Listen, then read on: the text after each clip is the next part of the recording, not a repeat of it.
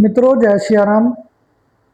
आज मैं आपको धर्म क्षेत्र कुरुक्षेत्र की भूमि पर, यह वह भूमि है जहां भगवान श्री कृष्ण जी ने महाभारत का युद्ध किया था। और यह भूमि ऐसी भूमि है जहां पर भगवान श्री कृष्ण जी ने महाभारत का 18 दिन युद्ध चला।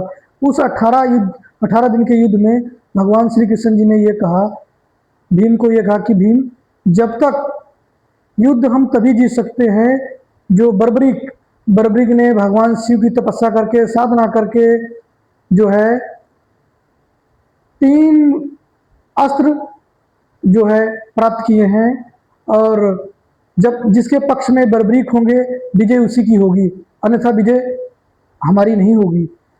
तो भीम ने कहा कि हे केशव, क्या किया जाए। तो भीम ने कहा कि बर्बरीक जो है युद्ध देखने के लिए रास्ते में आ रहे हैं, तो उनको जो है रास्ते पर हम चलते हैं दोनों। ज्योति सर के स्थान पर जहां भगवान श्री कृष्ण ने गीता का ज्ञान दिया था, उसी मार्ग पर भगवान श्री कृष्ण जी भीम को लेकर पहुंच गए और ब्राह्मण का रूप धारण कर लिया भगवान श्री कृष्ण ने, भीम ने।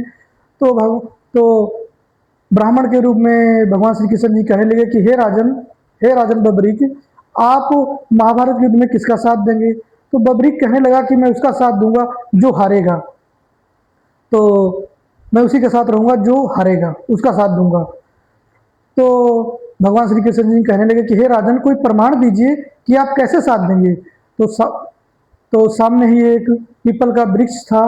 तो पीपल के वृक्ष के नीचे जो है भगवान श्री कृष्ण जी बैठे और कृष्ण जी ने कुछ पीपल के पत्ते अपने पैरों के नीचे दबा लिए और कहने लगे कि हे राजन बर्बरीक जी, आप अपना प्रमाण दीजिए।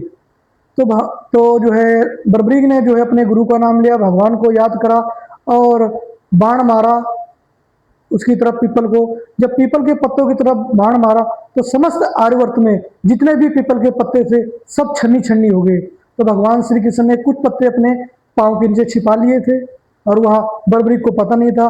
तो भगवान श्री कृष्ण ने अपने पाँव के नीचे के पत्ते जब उठा करके देखा चुपके से, तो वह पत्ता भी छन्नी छन्नी हो गया। तो भीम से कहने लगे श्री कृष्ण भगवान जी कि युद्ध जीतना बड़ा मुश्किल है। तो भगवान श्री कृष्ण ने बर्बरीक से कहा कि आप सर्वश्रेष्ठ हैं, बहादुर हैं, क्षत्रिय हैं, उसमें कोई शक नहीं, आपने प्रमाण दे दिया है। लेकिन क्या आप राजन दानी भी हैं, मुझ ब्राह्मण को कोई दान दक्षिणा भी दे सकते हैं। तो बर्बरीक ने सोचा कि यह श्री कृष्ण, उन्होंने सोचा कि भगवान ब्राह्मण देवता हैं और क्या लेंगे, बहुत करेंगे, सोना चांदी या सर्फी या सब ले लेंगे। लेकिन वह पहचान नहीं पाए कि ब्राह्मण देश में भगवान श्री कृष्ण जी स्वयं बैठे हुए हैं। तो भगवान श्री कृष्ण जी ने जो क्या है फिर वो कहा कि राजन, यदि कुछ देना है तो मुझे आप मुंह मांगा वरदान दो। उन्होंने कहा ठीक है आपको। तो श्री कृष्ण भगवान जी ने कहा कि मुझे आपने देना है तो अपना शीश दान कर दीजिए। तो उन्होंने कहा कि आप ब्राह्मण हो ही नहीं सकते, आप छलियां हैं, आप भगवान श्री कृष्ण हैं, मैंने आपको पहचान लिया है। तो कहने लगा कि हे केशव, मैं महाभारत का युद्ध देखना चाहता हूँ, ऐसे आप मेरा शीश ले लेंगे, शीश दान में कर दूंगा, तो आप मैं महाभारत के युद्ध कैसे देखूंगा। तो भगवान श्री कृष्ण ने कहा कि जो है बर्बरीक, मैं श्री हरि विष्णु का अंश हूँ, श्री हरि विष्णु हूँ, और जब तक आपके प्राणों में सजीव रहेगी, जान रहेगी, जब तक युद्ध चलेगा, जब तक आप सारा युद्ध देखते रहेंगे। तो भगवान श्री कृष्ण जी ने बांस में बंधवा करके उनके सिर को ऊपर टांग दिया गया। तो महाभारत का सारा युद्ध देखा बर्बरीक ने। तो जब सारा युद्ध देखा तो तो भीम, नकुल, सहदेव, धर्मराज युधिष्ठिर कहने लगे कि हम ना होते तो युद्ध न जीता जाता, मैंने मारा, युद्ध मैंने परास्त किया, नहीं तो युद्ध में हम हार जाते, मैंने जीता। तो भगवान श्री कृष्ण ने कहा है कि आपस में लड़ने की कोई आवश्यकता नहीं है, बर्बरीक ने सब युद्ध देखा है, तो बर्बरीक को उतारा जाए। बर्बरीक को भगवान श्री कृष्ण ने उतरवाया और बर्बरीक को पुनः सजीव किया। तो बर्बरीक से पूछा कि हे बर्बरीक, ये बताएं आप कि महाभारत युद्ध में भीम ने, नकुल ने, सहदेव ने, धर्मयुधिष्ठिर ने किसने सबसे ज्यादा मारा है।